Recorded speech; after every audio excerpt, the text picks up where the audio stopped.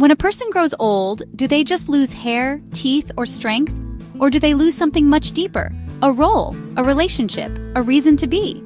Aging isn't just physical, it's social. The biology of aging begins in the body, but its trauma is often stored in the heart.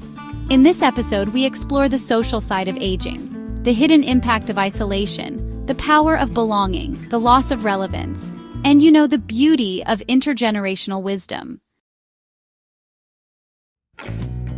Loneliness isn't just sadness, it's a biological stressor. Modern research shows that chronic loneliness can be as deadly as smoking 15 cigarettes a day. Yes, you heard that right. It increases the risk of heart disease, Alzheimer's, and early death. But it's worse because it's invisible. A person may be surrounded by family, yet feel alone. They may attend functions, but feel unseen. Loneliness is not the absence of people, it's the absence of connection. And for elders, this becomes deadlier with time. In many cultures today, youth is celebrated. Age is ignored. Elders are not seen as wisdom keepers. They're seen as burdens, dependents, or retired. But what does retired mean? Retired from what? Life? Dignity? Purpose? Ageism isn't just a social problem. It is a psychological wound. When an elder is ignored, their self-worth shrinks. When they are mocked for slowness, they shut down. When they're excluded from discussion, they forget how to express themselves. This loss of social identity directly impacts cognitive decline, but this can be reversed. The moment you ask an elder for guidance, their eyes light up, their body posture changes, their voice becomes alive. They remember they are needed, and that remembrance heals. In traditional Indian society, joint families were the norm. Grandparents were storytellers, guides, child-rearing partners. They were rooted. The family tree was visible. Today, many families are scattered. Across cities, continents, time zones, grandparents become FaceTime figures, not daily supports. The loss of intergenerational bonding is not just cultural, it's neurological. Studies show that children who interact with grandparents develop greater empathy, patience, and cognitive flexibility. And elders who interact with children remain mentally sharp, happier, and more physically active. Aging isn't about moving away, it's about moving together. In a world where human connection is shrinking, can technology bridge the gap? The answer is yes, but cautiously.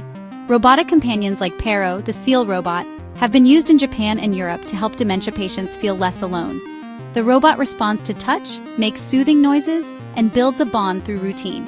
AI chatbots now offer daily check-ins to elders, remind them to take medicines, and even listen to stories. In some cases, these bots become emotional anchors. But caution, tech cannot replace love.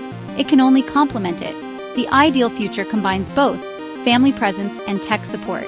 Not a robotic future, but a responsible one. Who am I after retirement?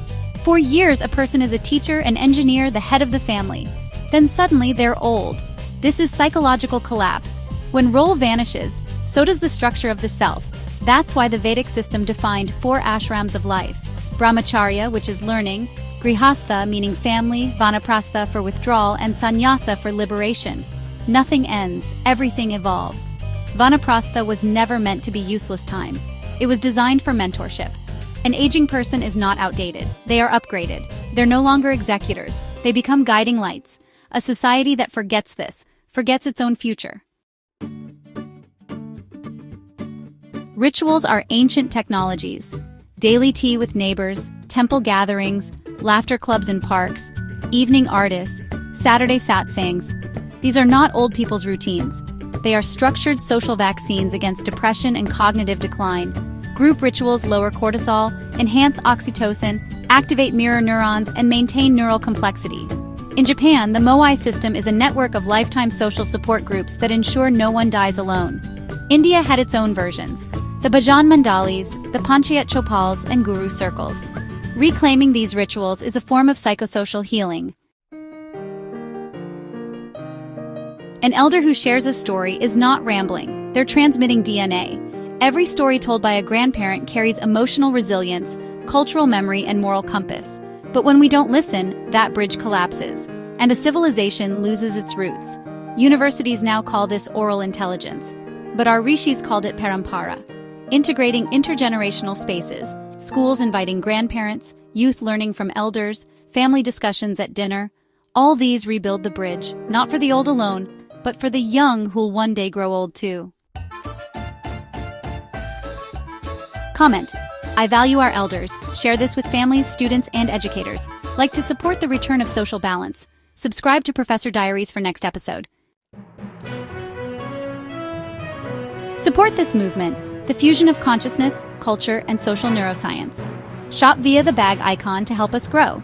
Join our Telegram circle for weekly insights. Coming soon, Elder Wisdom, a digital course on aging and society. Follow the full series on Professor Diaries.